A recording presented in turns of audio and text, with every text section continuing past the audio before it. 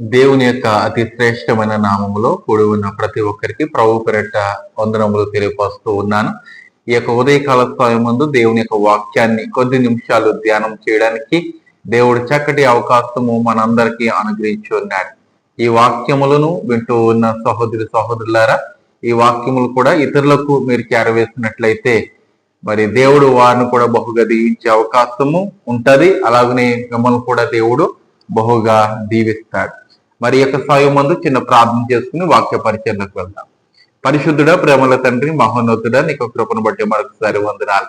గడిచిన రాత్రంతా ప్రభువా మీరు చక్కటి సుఖవంతమైన నిద్ర మాకు అనుగ్రహించి ఉదయాన్నే ఈ రీతిగా లేచి నిన్ను స్తుతించడానికి, నిన్ను గణపరచడానికి, నీ వాక్యాన్ని వినడానికి, ధ్యానం చేయడానికి మాకు ఇచ్చిన గొప్ప అవకాశం బట్టి, తరుణాన్ని బట్టి నీకు వేలాది స్తుతులు స్తోత్రాలు.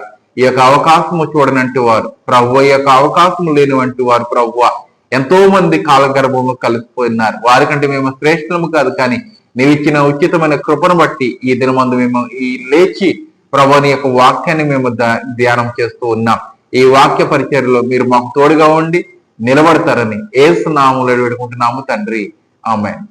ఈ యొక్క నేటి దినమందు మనము ధ్యానం చేస్తున్న వాక్యము గలతీయులకు రాసిన పత్రిక 3వ అధ్యాయము 29వ వాక్యము చక్కటి వివరణతోటి ఈరోజు మనకి పొందుపరచబడి ఉన్నది. 29వ వచనాన్ని ఒకసారి నేను చదివి వినిపిస్తాను. మీరు క్రీస్తు సంబంధులైతే ఆ పక్షమందు అబ్రహాము యొక్క సంతానమై ఉండి వాగ్దాన ప్రకారము వారసులై ఉన్నారు. దేవుడికి స్తోత్రం కలుగును గాక.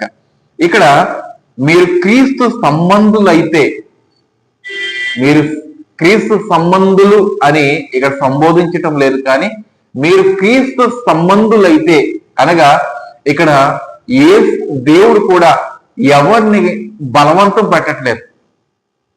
మీరు నమ్మాలి, మీరు నమ్మకపోతే నరకాగ్నిలోకి వెళ్ళిపోతారు అని బలవంతము ఆయన పెట్టడం లేదు. ఈ రోజు కూడా చాలా మంది దేవుని నమ్మనంటి వారు చాలా మంది ఉన్నారు, నమ్మనంటి వారు ఉన్నారు. వారు కాలగర్భంలో కలిసిపోయినారు. అలాగనే మరి వారు మరణాన్ని కూడా రుచి చూసిన వారు ఉన్నారు.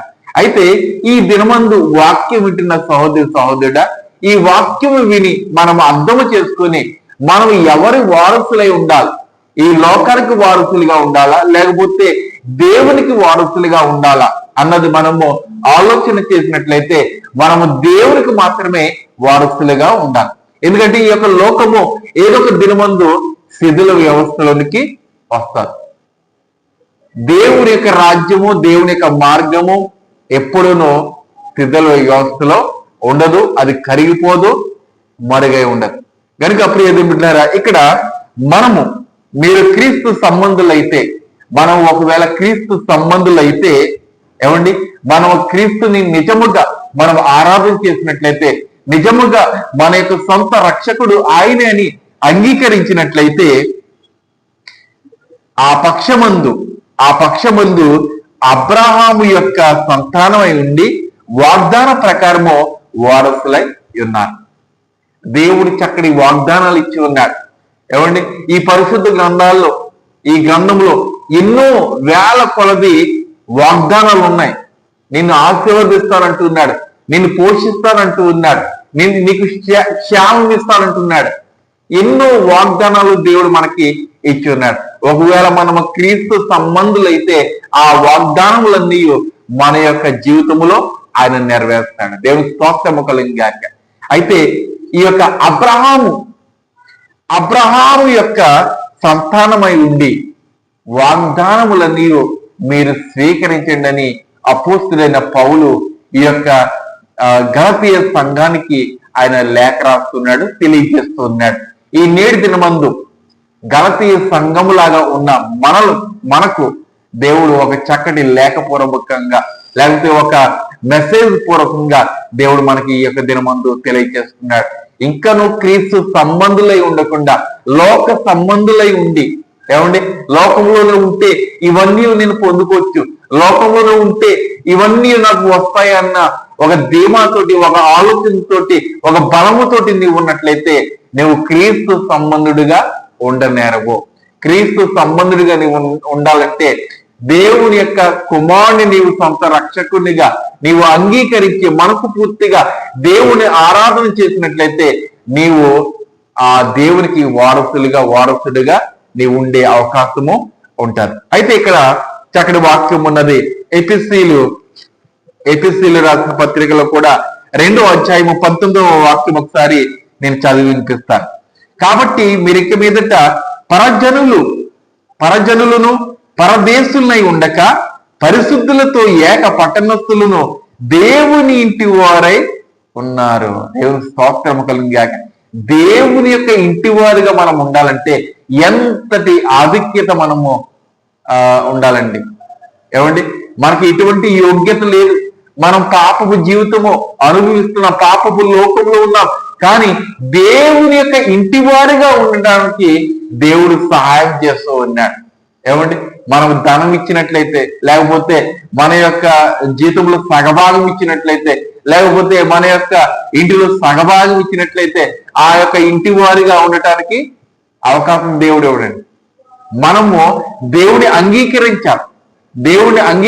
మనం ఏమి ఇచ్చినా కూడా ఆయనకి అవసరం లేదు, కానీ హృదయం కావాలంటున్నాడు దేవుడు. ఆ హృదయాన్ని మనం దేవుడికి ఇచ్చినట్లయితే మనము దేవుని ఇంటి వారిగా ఉండే అవకాశం ఉంటుంది. నేనను నా ఇంటి వారిని యెహోవాను సేవించదమని యెహోషువ సెలవిస్తున్నాడు. ఎంతో మంది జనం ఉన్నారు. ఆ జనమంతా మరి దేవుణ్ణి ఎరిగి కూడా, దేవుని తెలుసు కూడా, దేవుని యొక్క మహత్కార్యములు చూసి కూడా వారు లోకములో ఉన్నారు. అయితే యెహోషువ వారిని చూసి నేనను నా ఇంటి వారిని మేము సేవిస్తాము ఆ దేవుడిని అంటూ ఉన్నారు. ఈ రోజున నీవు నీ ఇంటి వారు సేవిస్తున్నారా దేవుణ్ణి? కుటుంబ ఆరాధన జరుగుతున్నదా? కుటుంబ ప్రార్థనలు జరుగుతూ ఉన్నాయా? లేకపోతే కుటుంబంలో ఏమండి మీరు మీ యొక్క సొంతముగా మీరు ప్రార్థన చేసుకుంటూ ఉన్నారా? ఎంతకాలము మరి ఆలస్యము చేస్తాము, ఎంతకాలం నిర్లక్ష్యం చేస్తామో ఈ దినమందు దేవుడు మరలా మనకి జ్ఞాపకం చేస్తూ ఉన్నాడు. మనము దేవుని యొక్క ఇంటి వారిగా ఉండాలంటే ఆ ప్రభు యొక్క సమక్షంలో ఆ ప్రభువును మనము స్వీకరించాలి. అబ్రహాము సంతానముగా ఉండాలంటే ప్రభువే మనకు గుర్తు. ఏమండి, ఈ లోకంలో మనకు గుర్తు ఏంటి? ఒక ఇల్లు ఉంటది, ఆ ఇంటి వారు అంటారు. ఏమంటే ఒక గ్రామం ఉంటది, ఆ గ్రామం వారు, లేకపోతే ఆ ఇండియన్స్ వారు, లేకపోతే ఆ అరేబియలు, లేకపోతే ఆ హెబ్రూస్, లేకపోతే ఆ ఇజ్రాయేల్ వారు అని సంబోధిస్తూ ఉంటారు. కానీ మనము నిజంగా వాస్తవానికి ఎవరి ఇంటి వారు అంటే దేవుని యొక్క ఇంటి వారు. ఆ పరలోక రాజ్యానికి వారసులు మనము, కుమారులుగా ఆ యొక్క ఆ దేశంలో, ఆ ప్రాంతంలో, ఆ పట్టణంలో, అనగా ఆ పరలోకంలో మనం జీవించే అవకాశము దేవుని యొక్క కుమారుడు ద్వారా మనకు జరుగుతున్నది. ప్రియ దేవుని సంగమ, ఇంతవరకు మనము ఏదో నామకార్థముగా దేవుని యొక్క మందిరానికి వెళ్తూ, లేకపోతే నేను క్రైస్తవుణ్ణి అని చెప్పుకుంటూ తిరుగులాడక నిజమైన క్రైస్తవుడిగా ఉంటూ, నిజమైన బోధకుడిగా ఉంటూ, నిజమైన విశ్వాసురాలుగా ఉంటూ దేవుడిని నీవు నమ్ముకున్నట్లయితే ఆ వాగ్దానములన్నీ నీ మీద దేవుడు నెరవేర్స్తాడు. నీవు దేవునికి కుమారుడుగా, కుమార్తెగా పిలువబడతావు. దేవునికి స్తోత్రము కలిగింది గాక. ఈ వాక్యాన్ని మన యొక్క వినికిడిలో, మన యొక్క జీవితంలో దేవుడు నెరవేర్చింది గాక. ఆమె ప్రార్థించుకుందాం. పరిశుద్ధుడ ప్రేమల తండ్రి యేసయ్య నీకు వందనాలు. ఈ దినమందు చక్కటి వాక్యం ద్వారా మమ్మలను మీరు మేల్కొల్పి ఉన్నారు తండ్రి. ప్రభువా, ఈ యొక్క దినమందు మేము చేస్తున్న ప్రతి కార్యక్రమంలో మీరు మాకు సహాయం చేయండి ప్రభువా. ఎటువంటి తొందరపాటు లేకుండా, ఎటువంటి త్రొట్టిల్లుపాటు లేకుండా ప్రభువా సమయోచితమైన జ్ఞానం ఇచ్చి మమ్మల్ని నడిపిస్తానని వచ్చి ఉన్నాం ప్రభువా. నీ చిత్తం లేదు ఏది జరగదు. నీ యొక్క చిత్తము మా యొక్క జీవితంలో మీరు అనుగ్రహించి మీరే మన పొందుకుంటారని ఈ యొక్క వాక్యంలో ఏకీభించిన వారి, ప్రార్థనలో ఏకీభించిన వారిని, ఎవరికైతే ఎటువంటి సమస్యలు ఉన్నా ఆ సమస్యలను మీరు తొలగించి, ఎవరికైతే ఎటువంటి ఆశలు ఉన్నా ఆ యొక్క ఆశలన్నీ మీరు తీర్చి వారికి జీవితంలో మీరే చక్కటి వెలుగును నింపి వారిని దీవిస్తారని యేసు నామములో వేడుకుంటున్నాము తండ్రి. ఆమేన్. అందరికి వందనాలు. శుభదినము. దేవుడు మిమ్మల్ని దీవించి ఆశీర్వదించిన గాక. ఆమేన్.